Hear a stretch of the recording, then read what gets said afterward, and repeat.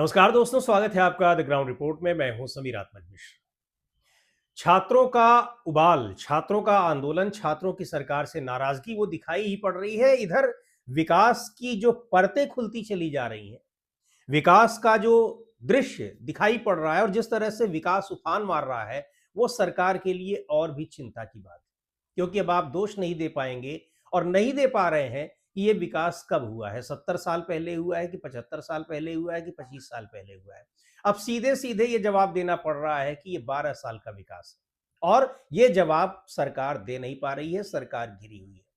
सरकार केवल इन सवालों से ही नहीं घिरी हुई है, छात्रों की, जनता के, आम लोगों के या विपक्ष के, बल्कि सवाल अब सरकार के भीतर से भी उठ रहे हैं कि अब बहुत ज्यादा हो गया, अब छोड़िए गद्दी। और ये सवाल सीधे सीधे प्रधानमंत्री नरेंद्र मोदी, उनके नेतृत्व पर उठ रहे हैं और गृह मंत्री अमित शाह भी निशाने पर है।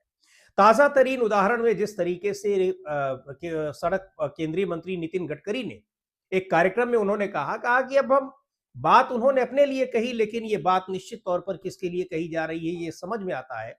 उन्होंने कहा कि मैं लगभग 4 दशक से मैं काम कर रहा हूं, राजनीति में हूं, कई पद संभाले हैं और मुझको लगता है कि अब रिटायर हो जाना चाहिए और युवाओं को जिम्मेदारी सौंपनी चाहिए। आपको याद होगा इसी तरह की बात आरएसएस के प्रमुख मोहन भागवत भी कह चुके थे। लेकिन उसके बाद न जाने उनको कौन सी घुट्टी पिलाई गई या कौन सी उनकी मजबूरी रही या क्या कुछ हुआ। अपने लिए भी उन्होंने कहा था कि मैं 75 का पूरा होते ही रिटायर हो जाऊंगा, लेकिन ना तो खुद रिटायर हुए और ना ही जिसके लिए वो कह रहे थे वो रिटायर हुए, बल्कि बाद में वो अपने बयान से भी पलट गए। लेकिन नितिन गडकरी ने ये बात अपने लिए कही।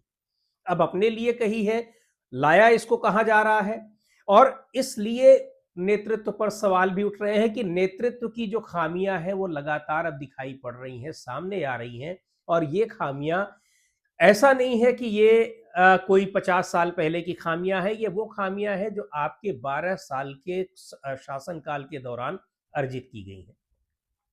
अभी एक और दिलचस्प, बहुत सारे आप जगह देख रहे होंगे इस समय, तस्वीरें, विजुअल्स, अलग अलग शहरों में एक दिन कहीं बारिश हो गई, 2 दिन कहीं बारिश हो गई, 2-4 घंटे बारिश हो गई तो शहर के शहर भरे हुए हैं।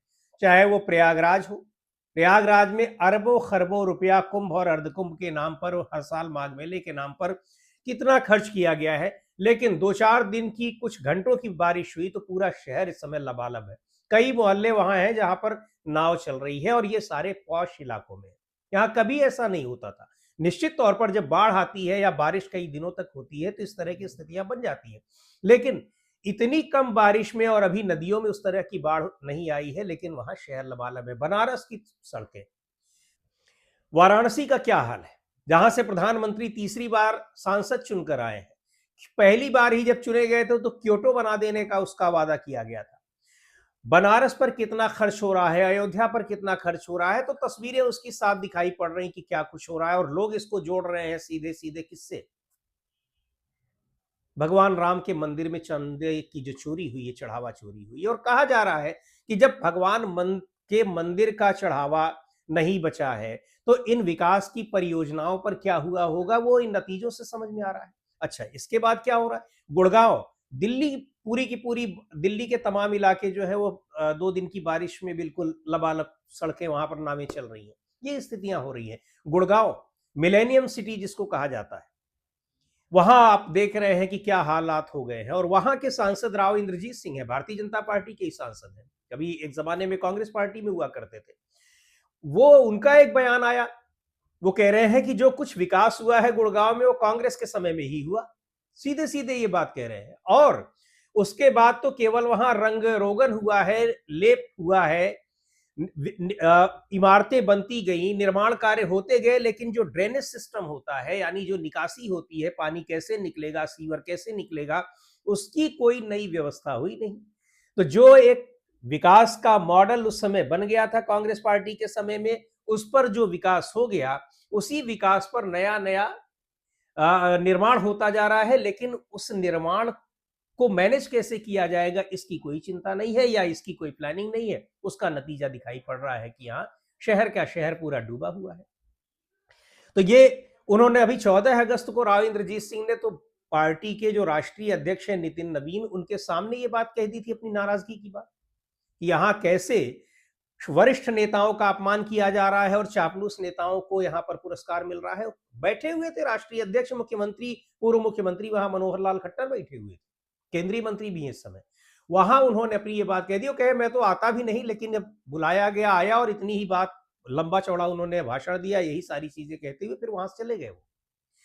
तो ये पार्टी के भीतर के नेताओं की, और यही नहीं, जो पार्टी का एक भीतर से जो ये आवाजें उठ रही हैं, उसके बाद जो एक इकोसिस्टम है जो बीजेपी को सपोर्ट करने वाला है, उस इकोसिस्टम की अगर बात करें तो बाबा रामदेव उसके एक बेहतरीन उदाहरण है। क्या क्या कहा करते थे कि अगर इनकी सरकार बन गई तो क्या हो जाएगा, काला धन आ जाएगा, भारत न जाने कहां से कहां पहुंच जाएगा। पेट्रोल और डीजल तो ऐसा लग रहा था कि उनका ये कहने का मतलब ऐसा था कि आप पैसा देकर नहीं खरीदेंगे, बल्कि खरीदेंगे तो और पैसे मिलेंगे। बहरहाल उन्होंने कहा था कि ये 15-20 रुपए 30 रुपए लीटर ये सारी चीजें मिलेंगी। कहां चला गया वो सब काला धन? लेकिन अब वो खुद भी कह रहे हैं कि बहुत गलत हो रहा है, और इतना गलत हो रहा है कि फिर आंदोलन करना पड़ेगा। तो ऐसे बहुत सारे इस तरह के पार्टी के भीतर भी लोग हैं जो सीधे सीधे अब मुखालफत कर रहे हैं। इसके अलावा मुखालफत का जो पूरा एक इकोसिस्टम था, उस इकोसिस्टम के भीतर से भी आवाजें उठ रही हैं कि इस तरह से विरोध हो रहा है। सोनम वांगचुक का विरोध हमने देखा ही था। सोनम वांगचुक तो भारतीय जनता पार्टी के प्रधानमंत्री मोदी के बहुत बड़े प्रशंसक थे, समर्थक थे। वो अब आकर धरने पर बैठ रहे हैं। ये अलग बात है कि धरने पर बैठने के बाद उनको कैसे उठा भी दिया जाता है, जेल भी भेज दिया जाता है, फिर जेल से छोड़ भी दिया जाता है। लेकिन ये तस्वीरें बिल्कुल साफ बता रही हैं कि प्रधानमंत्री नरेंद्र मोदी और गृह मंत्री अमित शाह के खिलाफ इतना तगड़ा माहौल अब भारतीय जनता पार्टी के भीतर कैसे बन रहा है, और क्यों बन रहा है उसकी वजह साफ है कि यहां पूरी तरीके से सिस्टम को, व्यवस्था को, पार्टी को जिस तरह से एकीकृत कर दिया गया है, यानी सब चीजें एक जगह से कंट्रोल होने वाली बना दी गई हैं। कई बार सांसदों, विधायकों से आप बात करिए तो उनका साफ तौर पर कहना है कि विकास की परियोजनाओं में, बहुत सारी चीजों में हमारा कोई लेना देना ही नहीं है, हमको कुछ पता ही नहीं होता। हमारा काम तो केवल ये है कि हम, चूंकि सांसद 543 बनाने हैं, तो सांसद की तरह से हम एक रह गए हैं। हमारे पास न कोई जिम्मेदारी है, न हमारे पास कोई अधिकार है, न कुछ। कोई भी चीज बिना हम केंद्रीय संस्तुति के कर नहीं सकते। ये अपनी उनकी पीड़ा है। जाहिर तौर पर इन सारी चीजों का विरोध होना ही था, वो भी तब जब आपके पास 12 साल की उपलब्धियां दिखाने के नाम पर क्या है, कुछ भी नहीं। अगर देखा जाए तो अब आप कितना भी गिनाते रहिए कि आप 80 करोड़ 85 करोड़ लोगों को आप राशन दे रहे हैं, आप इतने लोगों को इतना पैसा दे रहे हैं, देश का युवा और देश का छात्र पूछ रहा है कि शिक्षा व्यवस्था कहां चली गई।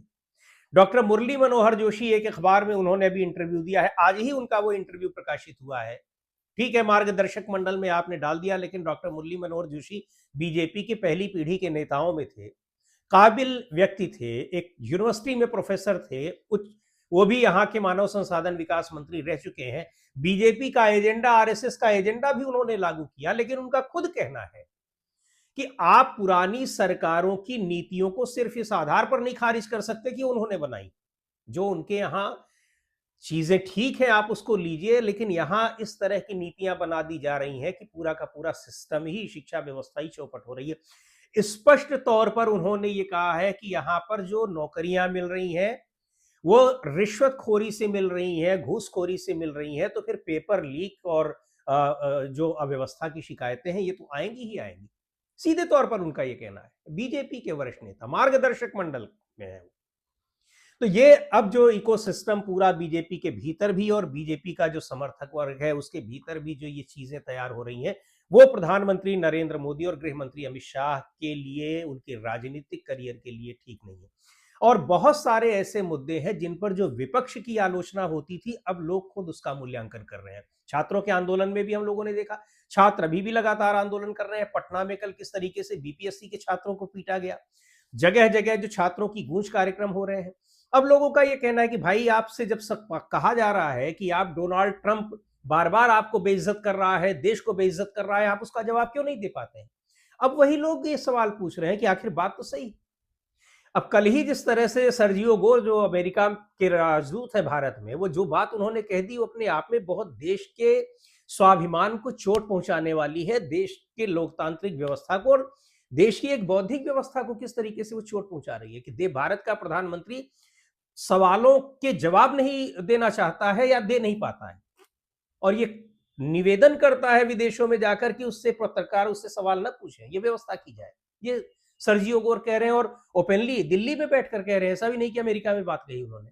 लेकिन भारत की ओर से, विदेश मंत्रालय की ओर से कोई प्रतिवाद उसका नहीं किया गया, कोई आपत्ति उस पर नहीं की गई, तो ये सारे सवाल उठ रहे हैं। यानी कहने का मतलब ये है कि जो बीजेपी अब जिन कोशिशों में लगी थी कि वो एक कुछ ऐसा परिवर्तन कर लेगी कि प्रधानमंत्री नरेंद्र मोदी जब तक रहेंगे प्रधानमंत्री रहेंगे, या कुछ उनका कोई और अरेंजमेंट होगा और उसके बाद वो गृह मंत्री अमित शाह को सत्ता सौंप देंगे, वो स्थितियां अब बिल्कुल ऐसा लग रहा है कि खिलाफ चली गई हैं। और ये खिलाफत, मुखालफत जो हो रही है, जो विरोध हो रहा है, ये पार्टी के भीतर से हो रहा है। निश्चित तौर पर ये बहुत भारी पड़ने वाला है प्रधानमंत्री के लिए भी और गृह मंत्री अमित शाह के लिए भी। संसद में ना जाना उनका, ये भारतीय जनता पार्टी के भीतर भी एक उबाल पैदा कर रहा है। बहुत सारे लोग हैं जो इस बात को लेकर निश्चित तौर पर वो सवाल पूछ रहे हैं, और चूंकि छात्रों के ऊपर पैलेट गन्स से हम लोग को बहुत लोग पचा नहीं पा रहे हैं, क्योंकि उस प्रदर्शन में